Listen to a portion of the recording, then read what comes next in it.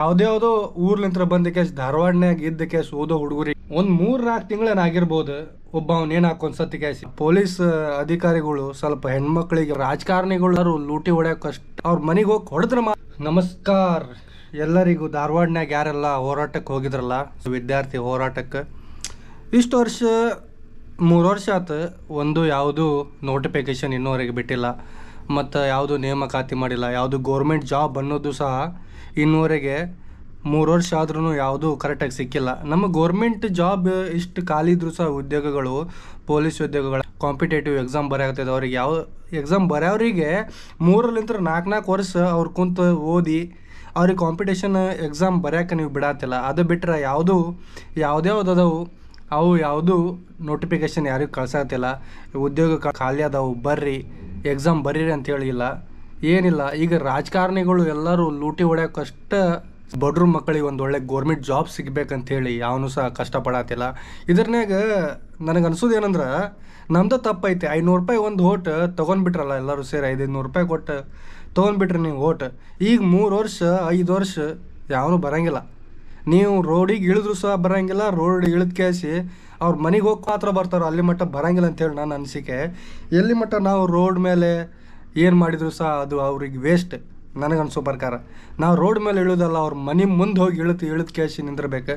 ಅದು ಬಿಟ್ರೆ ನಮ್ಮ ಪೊಲೀಸ್ ಅಧಿಕಾರಿಗಳು ಸ್ವಲ್ಪ ಹೆಣ್ಮಕ್ಳಿಗೆ ಮರ್ಯಾದೆಯನ್ನು ಕೊಡೋದು ಕಲೀರಿ. ಹುಬ್ಬಳ್ಳಿ ಪೊಲೀಸ್ ಅಧಿಕಾರಿಗಳು ಅಲ್ಲಿ ಹೆಣ್ಮಕ್ಳ ಬಂದ ಕೇಸಿ ಹೋರಾಟ ಮಾಡ್ತಿರ್ಬೇಕಾದ್ರೆ ಹೂಯಿ ಅಂಥೇಳಿ ಮಾತಾಡೋದು ಅದು ಒಂದು ಲೆಕ್ಕಕ್ಕೆ ಸರಿಯಲ್ಲ. ನಿಮ್ಮ ಹೆಂಡತಿಗಳಿಗೆ ಯಾರು ಹಂಗೆ ಮಾತಾಡಿದ್ರೆ ನೀವೇನು ಸುಮ್ಮಿರಂಗಿಲ್ಲ.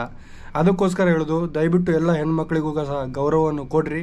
ನಿಮ್ಮ ಹೆಣ್ಮಕ್ಳಿಗೂ ಸಹ ಗೌರವವನ್ನು ಕೊಡ್ತಾರೆ ಎಲ್ಲರೂ. ಒಂದು 3-4 ತಿಂಗಳೇನು ಆಗಿರ್ಬೋದು. ಒಬ್ಬ ಅವನೇನು ಹಾಕೊಂಡು ಕೇಸಿ ಯಾಕೆ ಸತ್ನಂತ ಹೇಳಿದ್ರೆ ಯಾವುದು ಗೋರ್ಮೆಂಟ್ ಅವ್ರು ಯಾವುದೂ ಅಪ್ಲಿಕೇಶನ್ ಬಿಡತ್ತಿಲ್ಲ ಗೋರ್ಮೆಂಟ್ ಜಾಬಿಗೆ ಅಂತೇಳಿ ಕೇಸಿ.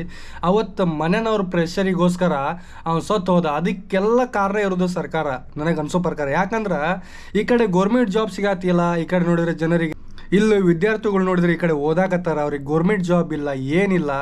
ಅಂಥ ಟೈಮಿಗೆ ಮತ್ತು ಯಾವುದ್ಯಾವುದೋ ಊರ್ಲಿಂತ್ರ ಬಂದ ಕೇಸ್ ಧಾರವಾಡನ್ಯಾಗ ಇದ್ದ ಕೇಸ್ ಓದೋ ಹುಡುಗರಿಗೆ ಒಂದು ಮನೆಗೆ ಹೋಗ್ಬೇಕಾದ್ರೆ ನಾನು ಗೋರ್ಮೆಂಟ್ ಜಾಬ್ ತೊಗೊಂಡು ಕೇಸನ್ನು ಹೋಗ್ತೀನಿ ಅಂತೇಳಿ ಛಲ ಇಟ್ಕೊಂಡು ಕೇಸಿ ಊರು ಬಿಟ್ಟು ಬಂದಿರ್ತಾರೆ ಅಲ್ಲಿ ಕಲಿಯೋಕೆ.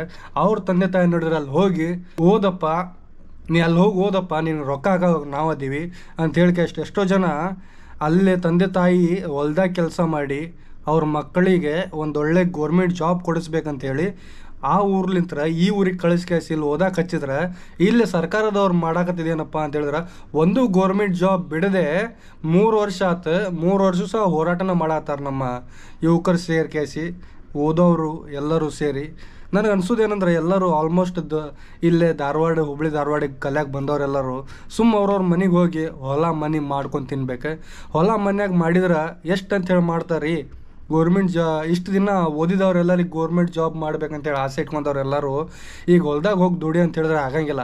1ನೇ ತರಲಿಂತ್ರ ಡಿಗ್ರಿ ಮುಗಿಸ್ಕೇಸಿ 3-4 ವರ್ಷ ಕೇಸಿ ಕುಂತು ಓದಿರ್ತಾರೆ. ಒಬ್ಬೊಬ್ರು 8 ವರ್ಷ ಓದಿರ್ತಾರೆ. ಅವ್ರಿಗೆಲ್ಲರಿಗೆ ಗೋರ್ಮೆಂಟ್ ಜಾಬ್ ಸಿಗ್ಲಿಕ್ಕಂದ್ರೆ ಅವ್ರು ಹೊಲ್ದಾಗ ಕೆಲಸ ಮಾಡೋ ಲಾಯಕ್ಕೂ ಇರೋಂಗಿಲ್ಲ. ಈ ಕಡೆ ಬಂದು ಕೇಸಿ ಗೋರ್ಮೆಂಟ್ ಜಾಬ್ ಸಿಗೋಕ್ಕೂ ಲಾಯಕ್ಕಾಗಿರೋಂಗಿಲ್ಲ. ಗೋರ್ಮೆಂಟ್ ಜಾಬ್ ಸಿಗ್ಬೇಕಂದ್ರೆ ನಮ್ಮ ಸರ್ಕಾರದವ್ರು ಯಾವ್ದಾರು ಅಪ್ಲಿಕೇಶನ್ ಬಿಡ್ಬೇಕು. ಆ ಸರ್ಕಾರದವ್ರು ಅಂದರೂ ಒಂದು ಅಪ್ಲಿಕೇಶನ್ ಬಿಡತ್ತಿಲ್ಲ.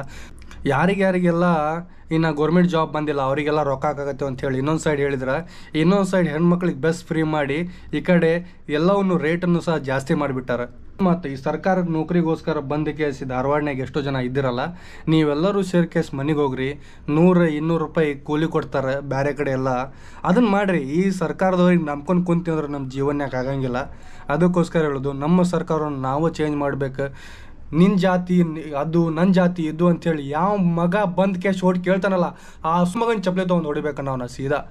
ಅಂಥವ್ರಿಗೆಲ್ಲ ಬೇಡ ಓಟ್ ಹಾಕೋದು. ಇನ್ಮೇಲೆ ಸ್ವಲ್ಪ ನೋಡ್ಕೊಂಡು ಹಾಕ್ರಿ. ನಿನ್ನ ಜಾತಿ ಯಾವುದು, ನಿನ್ನ ಜಾತಿಗೋಸ್ಕರ ನೀವು ಹೋರಾಡು, ನಿನ್ನ ಜಾತಿಗೋಸ್ಕರ ನೀವು ಬದುಕು ಅಂತ ಹೇಳೋರಿಗೆ ಮೊದಲು ಓಟ್ ಹಾಕಕ್ಕೆ ಹೋಗ್ಬೇಡ್ರಿ. ಅಂಥವ್ರು ಬಂದ್ರೆ ಮನೆ ಮುಂದೆ ನಿಂದ್ರಿಸ್ಕೇಸಿ ಚಪ್ಪಲಿ ಮಾಲೆ ಹಾಕೇಸಿ ಕಳಿಸ್ರಿ ಅಂಥೇಳಿ ನನ್ನ ಆಸೆ. ನಾ ಹೇಳೋದು ಎಲ್ಲರಿಗೆ ಅಷ್ಟ. ಓಟಿಗೋಸ್ಕರ ಬರ್ತಾರೆ, ಇನ್ನೆಲ್ಲ ನಾಳೆ ಬಂದೇ ಬರ್ತಾರೆ. ಇವತ್ತಿಲ್ಲಂದ್ರೆ ಇವತ್ತು ಅವ್ರ ಕಾಲ ಇದ್ರೆ ನಾಳೆಗೆ ನಮ್ಮ ಕಾಲ ಬಂದೇ ಬರ್ತೈತೆ ಅಂಥೇಳಿ ಕೇಸಿ ಮನಸ್ಸಿನಾಗ ಇಟ್ಕೊಂಡು ಕುಂತಿರ್ರಿ. ರಾಜಕಾರಣಿ ಮಕ್ಕಳೆಲ್ಲ ಬೇರೆ ದೇಶಕ್ಕೆ ಹೋಗಿ ಓದಾಕತ್ರ ಅಲ್ಲಿ ಅವ್ರಿಗೆ ಏನೋ ಕೆಲಸ ಸಿಕ್ಬಿಡ್ತೈತಿ, ಏನೋ ಆಗ್ಬಿಡ್ತೈತಿ. ಆದರೆ ಇಲ್ಲೇ ಬಡವ್ರ ಮಕ್ಕಳು ಇಲ್ಲೇ ಓದ್ಕೇಸಿ ಇಲ್ಲೇ ಗೌರ್ಮೆಂಟ್ ಜಾಬ್ ತೊಗೋಬೇಕಂತ ಹೇಳಿ ಇರೋರಿಗೆ ಒಂದು ಜಾಬ್ ಸಿಗಂಗಿಲ್ಲ. ಅದು ಬಿಟ್ರೆ ರಾಜಕಾರಣಿ ಮಕ್ಕಳಿಗೆಲ್ಲ ಜಲ್ದಿನೇ ಇಲೆಕ್ಷನ್ಗೆ ನಿಂದ್ರಿಸ್ಬಿಡ್ತಾರೆ. ಅವ್ರು ಆರ್ಷನ್ ಬಂದುಬಿಟ್ರೆ ಸಾಕ್ರಿ, ಒಂದರಿಂದ 10ನೇ ಮಟ್ಟ 10ರಿಂದ ಡಿಗ್ರಿ ಮಟ್ಟ ಓದಿದವ್ರಿಗೆ ಬೆಲೆ ಇಲ್ಲ. ಇಲ್ಲೇ ರೌಡಿಸಮ್ ಮಾಡ್ಕೊಂಡು ಬಂದು ಕ್ಯಾಸಿ ಇಲ್ಲಿ ಎಲೆಕ್ಷನಿಗೆ ನಿಂದ್ರಕ್ಕೆ ಅವ್ರಿಗೆ ಮಾತ್ರ ಬೆಲೆ ಐತಿ. ಎಷ್ಟೋ ಜನ ರೇಪ್ ಮಾಡಿ ಕ್ಯಾಸಿ ಇಲೆಕ್ಷನಿಗೆ ನಿಂತವ್ರು ಅದಾರ, ಎಷ್ಟೋ ಜನ ಇಲೆಕ್ಷನ್ಗೆ ನಿಂತ ಮೇಲೆ ಎಷ್ಟೋ ಜನ ರೇಪ್ ಮಾಡಿದವ್ರು ಅದಾರ. ಅವ್ರಿಗೆಲ್ಲರಿಗೆ ಹೇಳೋದು, ನೀವು ಒಂದಿನ ಬೀದಿಗೆ ಬರ್ಬೇಕು. ಬೀದಿಗೆ ಬಂದು ಕ್ಯಾಸಿ ಬೀದಿನಾಗ ಇರೋ ಏನೇನು ಅದಾವು ಅವೆಲ್ಲ ಪ್ರಾಬ್ಲಮ್ ತಿಳ್ಕೊಂಡು ಕ್ಯಾಸಿ ಹೋಗ್ಬೇಕು. ಅದು ಬಿಟ್ರೆ ನೀವು ಈ ಜಾತಿ ನಂದು ಆ ಜಾತಿ ನಂದು ಅಂತೇಳಿ ಹೋರಾಡ್ತಿರಲ್ಲ, ನಿಮಗೆ ಜಾತಿ ಯಾವತ್ತೂ ಊಟ ಹಾಕಂಗಿಲ್ಲ. ಇಲ್ಲಿ ಹೆಂಗೆ ಆಗ್ಬೇಕಂದ್ರೆ ಮೊನ್ನೊಂದು ನ್ಯೂಸ್ ನೋಡಿದ್ರಿ ನೀವು ಒಂದು ಸ್ವಲ್ಪ ದಿನದ ಹಿಂದೆ, ನೇಪಾಲ್ನ್ಯಾಗ ಪಾಕಿಸ್ತಾನದಾಗ್ನ್ಯಾಗ ಹೆಂಗೆ ಗೊತ್ತೈತೇನೆ, ಎಲ್ಲ ರಾಜಕಾರಣಿ ಮನೆಗಳನ್ನು ಮತ್ತು ರಾಜಕಾರಣಿಗಳನ್ನು ಓಡಾಡ್ಸೊಡಿದ್ರಲ್ಲ. ಹಂಗೆ ನಮ್ಮ ರಾಜ್ಯದ್ನ್ಯಾಗ ನಡಿಬಾರ್ದು. ಶಾಂತಿಯುತವಾಗಿ ಹೋರಾಟಗಳು ಮಾಡ್ಕೊಂಬರತ್ತಾರ ಅಂದಮೇಲೆ ಆ ಶಾಂತಿಯುತವಾದ ಹೋರಾಟವನ್ನು ಸ್ವಲ್ಪ ಗೌರವಿಸ್ಕಾಸಿ ಹುಡುಗರಿಗೆಲ್ಲ ಏನೇನು ಬೇಕು ಎಲ್ಲ ಅನುಕೂಲ ಮಾಡಿ ಕೊಡ್ರಿ ಅಂತೇಳಿ ನಾ ಕೇಳ್ಕೊತೀನಿ. ಅಕಸ್ಮಾತ್ ಏನಾರು ಹುಡುಗರು ತಲೆ ಕೆಡ್ತು ಅವರು ಓದೋದು ಬಿಟ್ರೂ ಪರವಾಗಿಲ್ಲ, ನಾನು ರೌಡಿಸಮ್ ಮಾಡಕ್ಕೆ ನಿಂತಂದ್ರೆ ಅಂಥೇಳಿ, ರೌಡಿಸಮ್ ಅಲ್ಲದ, ಅವರು ಹಕ್ಕಿಗೋಸ್ಕರ ಹೋರಾಡಕ್ಕೆ ನಿಂತ್ರು ಅಂತ ತಿಳ್ಕೊರಿ, ನೀವು ಯಾರೂ ಉಳಿಯಂಗಿಲ್ಲ. ಅದಕ್ಕೋಸ್ಕರ ರಾಜಕಾರಣಿಗಳನ್ನ ಚೇಂಜ್ ಮಾಡ್ಬೇಕಂತ ಹೇಳಕ್ಕೆ ಎಷ್ಟೋ ಜನ ನಿಂತಾರೆ. ನೀವು ರಾಜಕಾರಣಿಗಳು ಕರೆಕ್ಟಾಗಿ ಇದ್ರಂದ್ರೆ ನಮ್ಮ ರಾಜ್ಯದ ಜನರು ನಿಮಗೆ ಎತ್ತಿ ಮೆರೆಸ್ತಾರೆ. ಅದು ಬಿಟ್ಟರೆ ನೀವು ರೊಕ್ಕ ಲೂಟಿ ಮಾಡೋಕ್ಕೆ ಬಾಕ್ಸ್ ಗಂಟ್ಲೆ ರೊಕ್ಕ, KG ಗಂಟ್ಲೆ ರೊಕ್ಕ, ಬ್ಯಾಂಕ್ ತುಂಬಿಕೆ ಲಾಕರ್ ಹರಿವಂಗೆ ರೊಕ್ಕ ಇಟ್ಕೊಂಡ್ರೆ ಇವತ್ತೆಲ್ಲ ನಾಳೆ ನೀವು ಒಂದಿನ ನರಳು ಸಾಯ್ತೀರಿ. ಎಷ್ಟು ಗಳಿಸಿರ್ತೀರಲ್ಲ ಅಷ್ಟು ನಿಮ್ಮ ಜೀವಕ್ಕೆ ಶರೀರಕ್ಕೆ ಹಾಕೊಂಡು ಕ್ಯಾಸಿನ ಸಾಯ್ತೀರಿ. ಯಾಕಂದ್ರೆ ಒಳ್ಳೇದು ಮಾಡಿದವನಿಗೆ ಮಾತ್ರ ಒಳ್ಳೇದಾಗ್ತೈತಿ, ಒಳ್ಳೇದು ಮಾಡ್ಲಾರ್ದವನಿಗೆ ಕೆಟ್ಟ ಸಾವು ಬರೋದಂತ. ಒಳ್ಳೇದು ಮಾಡಿದವನಿಗೆ ಬೇಗನೆ ಸಾವು ಬರ್ತೈತಿ, ಆದ್ರೆ ಶಾಂತಿಯುತವಾಗಿ ಸಾಯ್ತಾನೆ, ₹1 ಖರ್ಚು ಮಾಡ್ಲಾರ್ದ. ಯಾವ ಕೆಟ್ಟ ಮಾಡಿರ್ತಾನಲ್ಲ ಅವನಿಗೆ ಮಾತ್ರ ನರಳಿ ಸಾಯೋದಂದ್ರೆ ಅವನು ಒಬ್ಬನ. ಈಗ TV9 ಯಾರು ಸಪೋರ್ಟ್ ಮಾಡಂಗಿಲ್ಲ.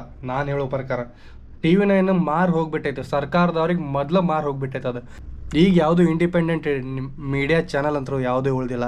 ಯಾವ್ದು ರೊಕ್ಕ ಕೊಡ್ತಾರೆ ಆ ಕಡೆ ತಿರುಗ್ತಾವೆ. ನಾನು ಹೇಳೋದು ಸೋಷಿಯಲ್ ಮೀಡಿಯಾ ಈಗ ಭಾಳ ಗಟ್ಟಿಯಾಗೈತಿ. ಆ ಸೋಷಿಯಲ್ ಮೀಡಿಯಾಲಿಂತ್ರ ಪ್ರತಿಯೊಬ್ಬ ಜನರು ಬರುವಂಗೆ ಮಾಡಿರಿ ಹೋರಾಟಕ್ಕೆ. ಎಲ್ಲರೂ ಬಂದೇ ಬರ್ತಾರೆ.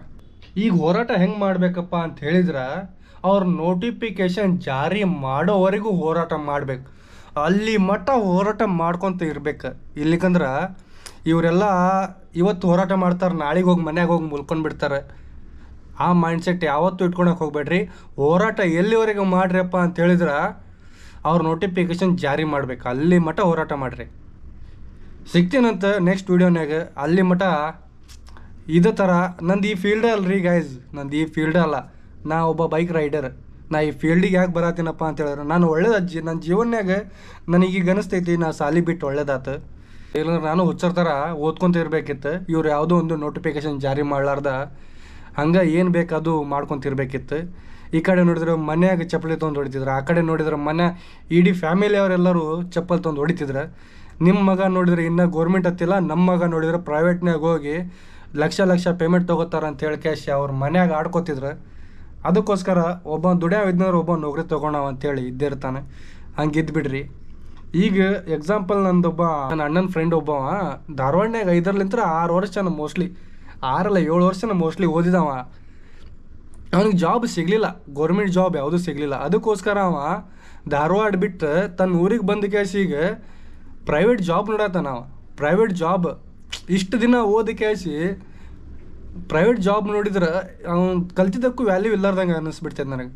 10-20 ಸಾವಿರ ರೂಪಾಯಿನಾಗ ದುಡ್ಕೊಂತ ಪ್ರೈವೇಟ್ ಜಾಬ್ ಮಾಡ್ಬೇಕಾ? ಇಷ್ಟೆಲ್ಲ ಓದಿ ಕ್ಯಾಶ್ ಅವ್ರ ತಂದೆ ತಾಯಿ ಇಷ್ಟೆಲ್ಲ ರೊಕ್ಕ ಖರ್ಚು ಮಾಡಿ ಕ್ಯಾಶಿ ಅವ್ರ ತಂದೆ ತಾಯಿ ಇಷ್ಟೆಲ್ಲ ಬೆಳೆಸಿ ಗೌರ್ಮೆಂಟ್ ನೌಕರಿ ತಗೋತಾನೆ ನನ್ನ ಮಗ ಅಂತ ಹೇಳಿ ಕ್ಯಾಶ್ ಇಷ್ಟು ಬೆಳೆಸಿದ್ರು ಗೌರ್ಮೆಂಟ್ ನೋಟಿಫಿಕೇಶನ್ ಯಾವುದೂ ಬಿಡ್ಲಿಕ್ಕಂದ್ರೆ ಜಾಬಿದು ಮತ್ತೇನು ಮಾಡ್ಬೇಕು ಅವರೆಲ್ಲ. ಈ ವಿಡಿಯೋ ಇಲ್ಲಿಗೆ ಮುಗಿಸ್ತೀನಿ ರೀ. ಒಳ್ಳೇದಾತು ನಾ ಸ್ಕೂಲ್ ಬಿಟ್ಟಿದ್ದು, ಒಳ್ಳೇದಾತು ಅನ್ನಿಸ್ತಿದ್ದು ನನಗೆ. ನಂದು ಈ ಫೀಲ್ಡೇ ಅಲ್ಲ, ನಂದು ಯೂಟ್ಯೂಬ್ ಫೀಲ್ಡ್. ಯೂಟ್ಯೂಬ್ನಾಗ ಆರಾಮ್ಸೆ ಬೈಕ್ ರೈಡಿಂಗ್ ಮಾಡ್ಕೊತ ಎಂಜಾಯ್ ಮಾಡೋ ಮನುಷ್ಯ ನಾನು.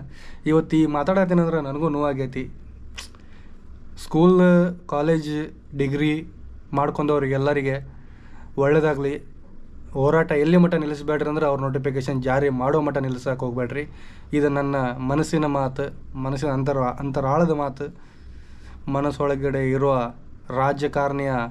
ರಾಜಕಾರಣಿಗಳನ್ನು ಸುಟ್ಟು ಹಾಕುವಂಥ ಮಾತು. ಇನ್ನು ಏನು ಹೇಳಬೇಕು, ನಮ್ಮ ರಾಜಕಾರಣಿಗಳು ಯಾವತ್ತೂ ಚೇಂಜ್ ಆಗಂಗಿಲ್ಲ. ಯಾವತ್ತಿದ್ರೂ ಅವ್ರ ಜಾತಿ ಭೇದ ಭಾವ ಮಾಡ್ಕೊತ ಬರ್ತಾರೆ. ನೀವು ಒಂದು ಸ್ವಲ್ಪ ನೋಡ್ಕೊಂಡು ಸರಿ ಇರಿ ಅಷ್ಟೇ. ಓಟ್ ಹಾಕೋದು ನೆಕ್ಸ್ಟ್ ಟೈಮ್ ನೋಡ್ಕೊಂಡು ಓಟ್ ಹಾಕ್ರಿ. ಜಾತಿ ಬಂದು ಕೇಳೋನಿಗೆ ಓಟ್ ಅಂತ ಮೊದ್ಲು ಹಾಕಕ್ಕೆ ಹೋಗ್ಬೇಡ್ರಿ. ಏನಾರ ಹೋರಾಟದ ಬಗ್ಗೆ ವಿಡಿಯೋ ಬೇಕಂತ ಹೇಳಿದ್ರೆ ಕಮೆಂಟ್ ಹಾಕ್ರಿ. ಹಂಗೆ ಎಲ್ಲರ್ಕಿಂತ ಮೊದಲು ನೀವು ನನ್ನ ವಿಡಿಯೋ ನೋಡ್ಬೇಕಂದ್ರೆ ಸಬ್ಸ್ಕ್ರೈಬ್ ಮಾಡಿ ಬೆಲ್ ಐಕನ್ ಒತ್ತಿರಿ. ಬರ್ತೀನಂತ ಮುಂದಿನ ವಿಡಿಯೋನಾಗ.